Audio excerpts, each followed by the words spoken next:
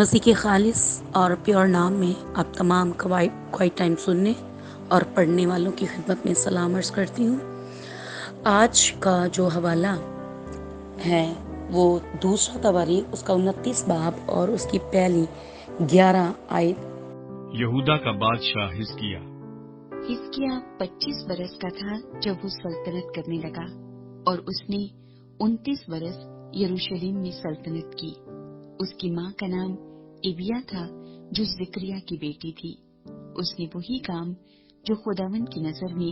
درست ہے، ٹھیک اسی کے مطابق جو اس کے باپ داؤد نے کیا تھا، کیا۔ ہیکل کا پاک کیا جانا۔ اس نے اپنی سلطنت کے پہلے برس کے پہلے مہینے میں خداوند کے گھر کے دروازوں کو کھولا اور ان کی مرمت کی، اور وہ کاہنوں اور لاویوں کو لے آیا اور ان کو مشرق کی طرف میدان میں اکٹھا کیا، اور ان سے کہا، اے لاویو میری سنو، تم اب اپنے کو پاک کرو اور خداوند اپنے باپ دادا کے خدا کے گھر کو پاک کرو، اور اس پاک مقام میں سے ساری نجاست کو نکال ڈالو،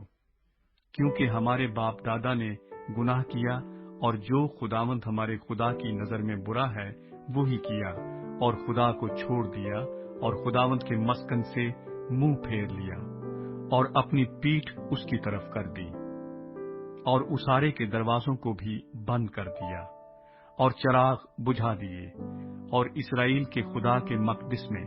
نہ تو بخور جلایا اور نہ سوختنی قربانیاں چڑھائیں۔ اس سبب سے خداوند کا قہر یہودا اور یروشلم پر نازل ہوا، اور اس نے ان کو ایسا حوالے کیا کہ مارے مارے پھریں اور حیرت اور سسکار کا باعث ہوں، جیسا تم اپنی آنکھوں سے دیکھتے ہو۔ دیکھو، اسی سبب سے ہمارے باپ دادا تلوار سے مارے گئے، اور ہمارے بیٹے بیٹیاں اور ہماری بیویاں اسیری میں ہیں۔ اب میرے دل میں ہے کہ خداوند اسرائیل کے خدا کے ساتھ عہد باندھوں، تاکہ اس کا قہر شدید ہم پر سے ٹل جائے۔ اے میرے فرزندو، تم اب غافل نہ رہو، کیونکہ خداوند نے تم کو چن لیا ہے کہ اس کے حضور کھڑے ہو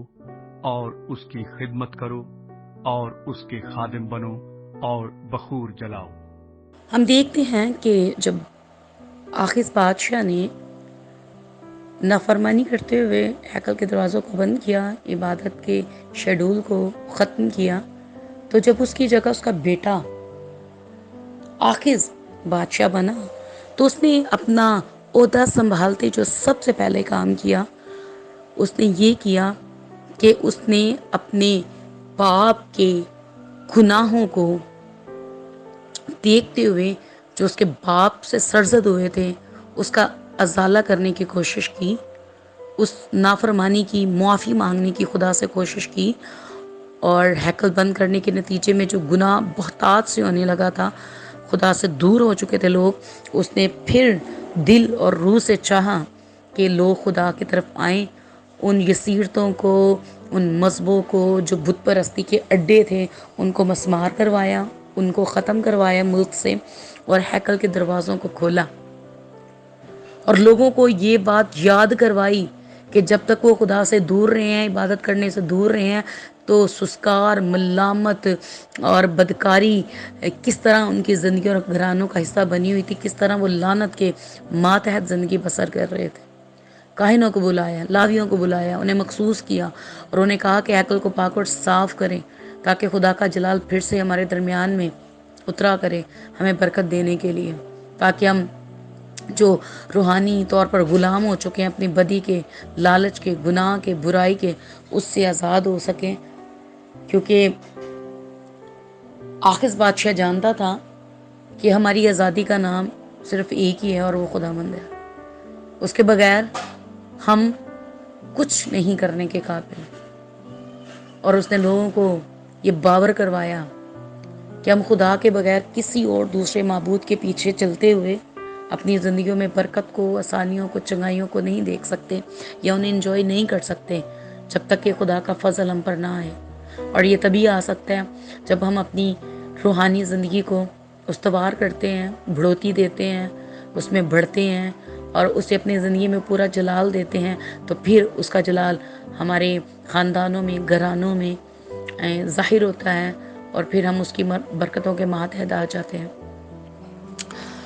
تو آج ہمیں بھی پرسنلی طور پر جنہوں نے یہ آیتیں پڑھی ہیں، جو سن رہے ہیں، سیکھنا اور سمجھنا یہی ہے کہ خدا سے دوری موت، تباہی، ہلاکت اور تباہی، دلی بے چینی، گھبراہٹ، الجھن تو ہو سکتی ہے،